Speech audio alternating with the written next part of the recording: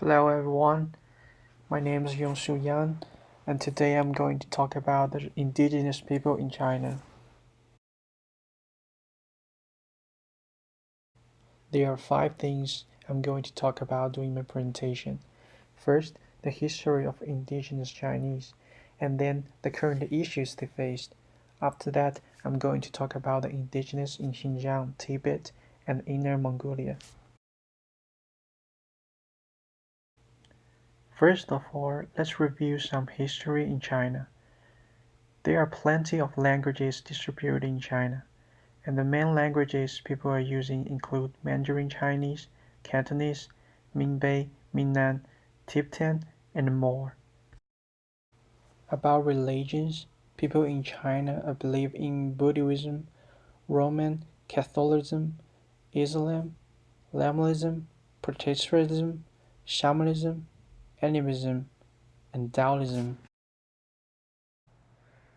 And about the main minority, in China, the majority of the population is ethnic Han. Except for the Han nationality, there are 55 other ethnic minorities who live in the country.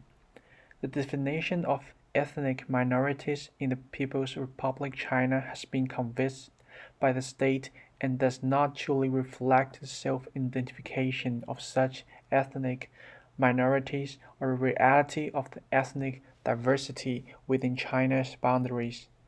民族, the Chinese term that signifies non-Han undistinguished ethnic groups, numbering more than 3.3 million people, have not been recognized among or classified within the state's official 56 ethnic minorities. This also do not include ethnicities that have been classified by the state authorities as belonging to existing minorities and hence denied their legal rights to public participation. About current issues, minorities and the general population in China continue to face severe monitoring and censorship of expression and assembly. In 2016, Freedom House labeled China as the worst abuser of internet freedom of the year, and Reporters Without Borders ranked China 166 out of 180 countries in its World Press Freedom Index. Public dissent is all but impossible, and the documentary or sharing of rights abuses leads to swift punishment ranging from enforced disappearance to arbitrary detention and imprisonment. Minorities face additional constraints. Dissent, moderate everywhere, is harshly suppressed in monetary regions, where any criticism of the region may be equated with a terrorist activity. The counterterrorism law provided for the expansion of the security apparatus, while the cybersecurity law further stifled freedom of expression, such as reporting on abuses in Tibet and Xinjiang. In November 2016, a leaked police report from Xinjiang went so far as to define online circumvention tools required to reach beyond the Great Firewall as terrorism software, and in January 2017, China launched a 14-month campaign against circumvention tools nationwide. Despite the passage of the National Human Rights Action Plan in September 2016, guaranteeing certain rights for ethnic minorities, cultural, religious, and linguistic freedom has been further curtailed.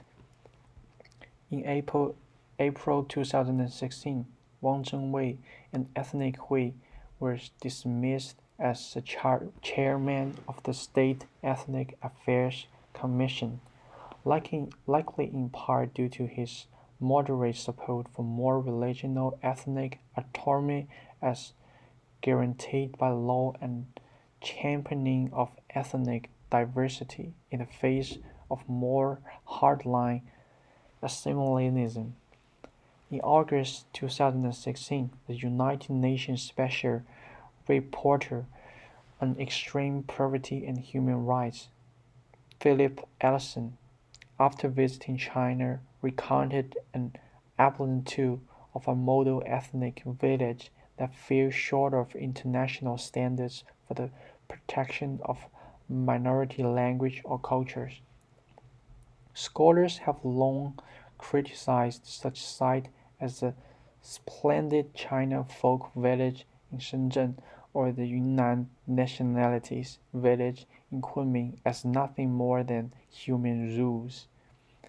Elsewhere, such as Xishuangbanna, Daji, Autonomous Prefecture in Yunnan Province, ethnic Dai culture is facing increasing commodification for ethnic tourism purposes.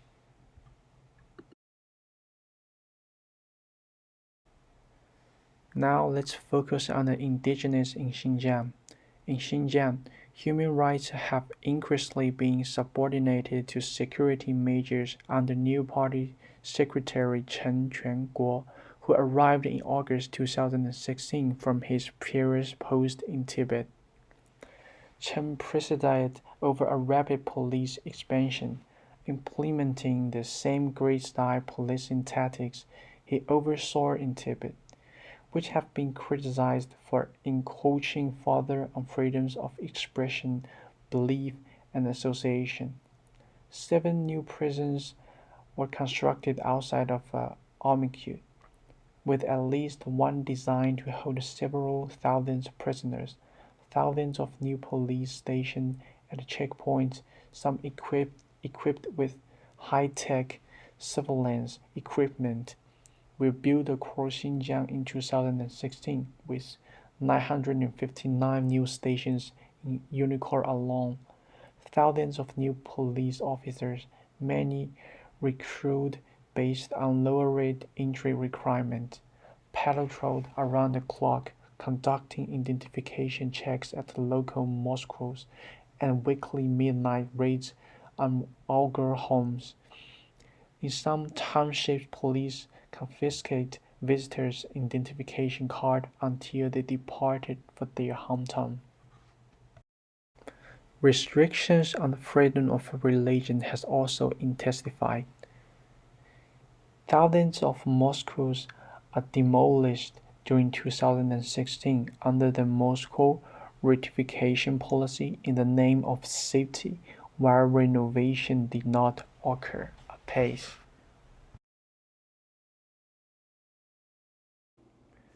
In Tibet, Tibetan freedom of expression, culture, and linguistic rights remain severely constrained, while repressive stability maintenance policies include extended grid-style policing, checkpoints, and intensive surveillance.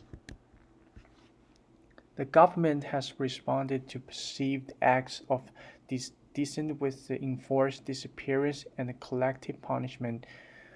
In December 2016, following Tashi Riven self-immolation in Gansu, police detained and reportedly tortured his wife and daughters into saying a document that he was not protesting Chinese policy, but suffered from problems at home. In March 2017, police in Kansas County detained some 200 Tibetans who had shown support for Puma Gaston following Gaston's self-immolation. The government's draconian land and water policies have also impacted severely on many Tibetans. In August, on a visit to Tibet noted encampment in Qinghai, Xi Jinping landed a policy of relocating nomads for environmental protection, despite the strong scientific consequences that indigenous and pastoralist knowledge is crucial to ecosystem preservation. Advocacy organization pointed out that the Qinghai encampment was also at China's largest salt lake, crucial for lithium production. At the end of 2016, China's National Energy Administration released its 5-year plan, calling for a 27% growth in energy production. This includes expansion of damming throughout the Tibetan plateau, which has been linked to widespread displacement and loss of land. As land rights remain a paramount concern in Tibet, nonviolent civil resistance against land grabs continued, some with innovation tactics including all-women demonstration believed to dissuade violent police retaliation.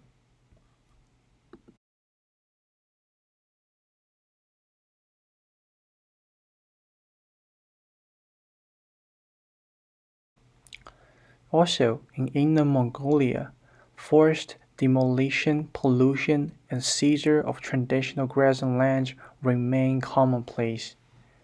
Within the first few months of 2016, dozens of Mongolia were detained for speaking with foreign media about resistance of grassland exploitation.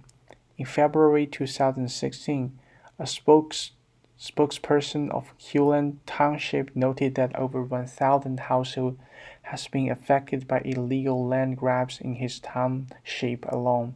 Some 100 Mongolia residents of Luben Township stages are set in to prevent trucks from reaching a reservoir construction site that locals say will affect over 160 households. In Arikondalan Township, over 300 Mongolian holders protested an aluminum plant for poisoning livestock and residents. That's all the information I want to share, and these are the references I used. And thank you all for listening.